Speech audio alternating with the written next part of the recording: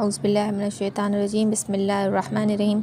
अस्सलामु अलैकुम। अॼु इंटर क्लास जे सिंधी जी किताब मां शाह अब्दुल लतीफ़ भिटाईअ जे शाइरीअ मां कुझु शेर ऐं उन्हनि जूं सम्झाणियूं अवां सां डिस्कस कंदसि। शाह साहब जो ये शाइरी सुर यमन कल्याण मां वरितल आहे।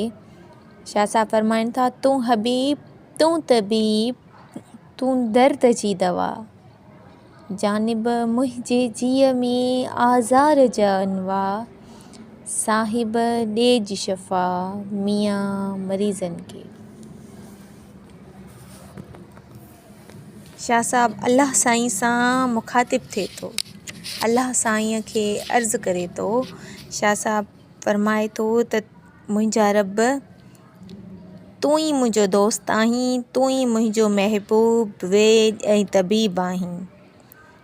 चए थो त तरह तरह जा क़िस्मे क़िस्मे जा दर्द ऐं सूर आहिनि, जिन खे दूर करणु तुंहिंजे ई इख़्तियार में आहे। मां हिकु बेवस ऐं रूहानी तौर ते बीमार माण्हू आहियां, इन ई करे तूं ई मुंहिंजा रब मूंखे तोणी ॿियनि मरीज़नि खे शिफ़ायाब कर। सभिनी जा दर्द बेशक तूं लाहींदड़ आहीं।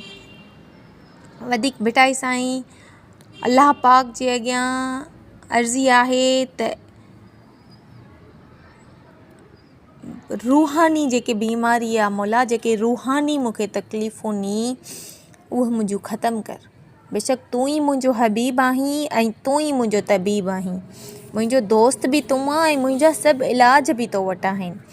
ॿिए शेर में शाइर साहब फरमाए थो, तूं हबीब तूं तबीब तूं दर्द जो दारू, दवा आहिनि दिलि खे तुंहिंजूं तवारूं, करियां थी कारूं जीअं बुकी ॿऊं न थिए। शाह साहब ॿी लाइन में बि चए थो अल्लाह पाक खे त तूं ई मुंहिंजो हबीब आहीं, तूं ई मुंहिंजो तबीब आहीं। चए थो त अल्लाह ताला जी बुज़ुर्गी ऐं बरतरी हिकमत ऐं दानाईअ जी वाखाण करे थो ऐं पंहिंजी लाचारीअ जी ॻाल्हि करे थो। चए थो त मुंहिंजा मालिक तूं मुंहिंजो साईं आहे, मुंहिंजो साथी आहे, मुंहिंजो दोस्त आहे, मुंहिंजो वेझ आहे ऐं मुंहिंजे मर्ज़ जो इलाज बि तो वटि ई आहे। मुंहिंजी बीमारीअ जी दवा बि तो वटि ई आहे।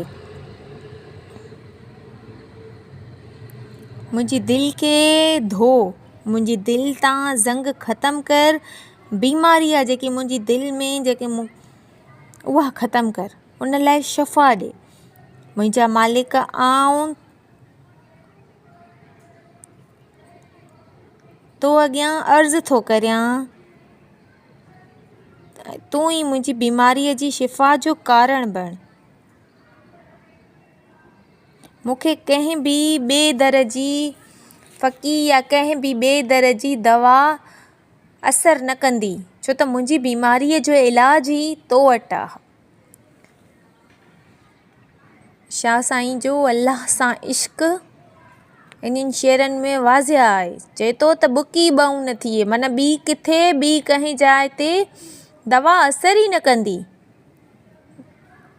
एॾा दर्द नी जो ॿिए दर ते वेंदुमि त दवा असर ई कान कंदी,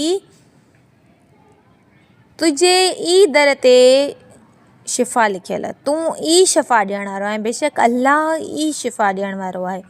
चए थो पतंग पुछ पतंगनि खे संदियूं खामण खाबरियूं, आणियो विझनि आग में जीअ पंहिंजो जीउ, जीअरे जिनी जीअ लॻा नेज़ा नीह जा। शाह साहब फरमाए थो,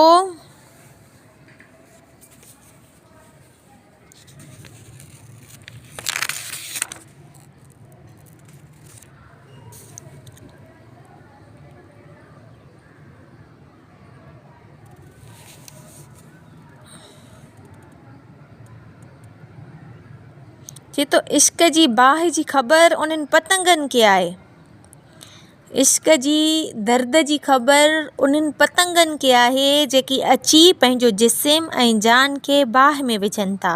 यानी सचे इश्क़ जी तपश, सचे इश्क़ जी सेक या बाफ़ जो मज़ो उन्हनि खे ख़बर आहे।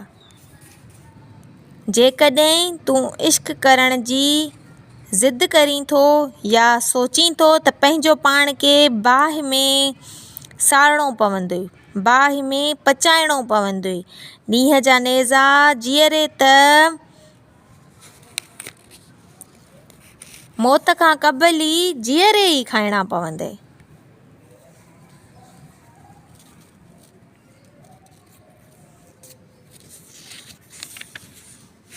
पतंगनि जो इश्क एॾो आहे जो उहो पंहिंजो पाण खे अची बाहि में विझनि था, माना मरण खां अॻु में मरी वञणु, यानी पंहिंजी नफ़सानी ख़्वाहिश खे मारे छॾणु। जे इहा आदत इंसान खे सचे इश्क ई सम्झाए थो, इंसान पंहिंजी जान ऐं जिस्म खे एतिरे क़दुरु त तकलीफ़ ॾिए खेसि वधीक ॾुख कोई बि रसाए न सघे। ज़ाहिरी मायना में जेकॾहिं को माण्हू इनक़लाब आणणु चाहे थो त इहे समूरियूं तकलीफ़ूं बर्दाश्त करणियूं पवंदियूं, पंहिंजो पाण खे बाहि में पचाइणो पवंदो। जेकॾहिं को इंसानु मक़सदु मुक़ररु करे थो उनखे हासिलु करण जे लाइ, त उनखे बि उन पतंग वांगुरु पंहिंजो पाण खे जलाइणो पवंदो, तॾहिं खेसि पंहिंजे मक़सूद मिलंदो। चए थो पतंग चाहीं पाण खे त अची आग उझाए, पचण घणा पचायई तूं पचण खे पचाए, वाक़िफ़ थी विसाए आग न ॾिजे आम खे। शाह साहब फरमाए थो त जेकॾहिं तूं पंहिंजो पाण खे मेहनती ऐं इनक़लाबी इंसान सम्झीं थो या पंहिंजे आशिक़नि खे पतंगनि सां पेश थो करीं त पोइ पाण खे महिनत ऐं इनक़लाब जो आदी बणाए, या महिनत ऐं इनक़लाब जी आग में पंहिंजो पाण खे पचाए उन ॾुखनि ऐं तकलीफ़ुनि जी बाहि खे विसाइण लाइ तोखे अञा वधीक महिनत करणी आहे, वधीक इल्मु हासिलु करिणो आहे, वधीक जस्तजू करणी आहे। जंहिं इनक़लाब लाइ तूं सोचे रहियो आहीं या जंहिं इनक़लाबी दग जो तूं इंतिख़ाबु करी रहियो आहीं, उन जे लाइ तोखे महिनत करणी आहे। जेको मक़सदु तो मुक़ररु कयो आहे इन खे हासिलु करणु ऐं इन खे ईअं हासिलु कर जो कंहिंखे कल्ह बि न पवे, कंहिंखे ख़बर बि न पवे। शाइर लाखीणो लतीफ़ राज़ जी ॻाल्हि करे थो, चए थो त महिनत कर पर एॾी राज़दारी सां कर जो कंहिंखे ख़बर बि न पए, जंहिंजी परोड़ तमामु तोड़नि माण्हुनि खे नसीबु थींदी आहे। चए थो त एॾी महिनत कयो जो कामयाबी तव्हांजो शोर मचाए। कंहिं चयो आहे त महिनत ख़ामोशी सां कयो त जीअं तव्हांजी कामयाबी उन जो शोर मचाए। शाह साहब चए थो त एॾी ॻुझी महिनत कयो, अहिड़ी ॻुझी महिनत जी शाह साहब पिणु तलक़ीन करे थो। चए थो पतंग चाहीं पाण खे त पसी मच में मोट, सुहाई सुपरी जे घरी में घिरत थिए घोट, अञा तूं अरोट खोड़े ख़बर न लहीं। शाह साहब चए थो त ए जाखोड़ी इंसान, ए इनक़लाबी इंसान, ए मेहनती इंसान, पंहिंजे पाण खे जेकॾहिं तूं पतंग थो चवाहीं त पतंग त चवाइण त सवलो आहे, या पतंग सदाईं जे दावा थो करीं त पोइ उन जे अॻियां बढ़ंदड़ मच या जी राह में रुकावटूं आहे, ऐं आशिक़ बढ़ंदड़ मच में किरंदो, भला को बढ़ंदड़ मच में किरंदो, पर पतंग खे इहा ताक़त आहे, पतंग खे एॾी बहादुरी आहे, पतंग जी एॾी दिलि आहे, पंहिंजो पाण खे अची पंहिंजे इश्क खे साबित करण लाइ उनखे सड़णो थो पवे, पंहिंजो पाण खे जलाइणो थो पवे, मच में पचाइणो थो पवे।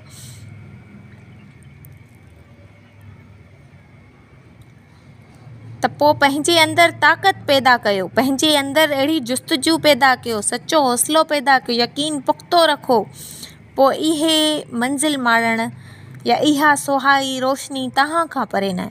महबूब पंहिंजी विख खां बि वधीक वेझो आहे, रुगो यकीन करण जी ॻाल्हि आहे। शाह साहब महबूब मां मुराद, शाह साहब जे महबूब मां मुराद अलाह पाक आहे। चए थो अलाह पाक त शहरक खां वेझो आहे, महबूब पंहिंजी विख खां बि वेझो आहे। रुगो यकीन पुख़्तो हुजे। जेकॾहिं इंसान जो यकीन कामिल थिए त पोइ का बि मुश्किल हिन जे अॻियां नथी रही सघे।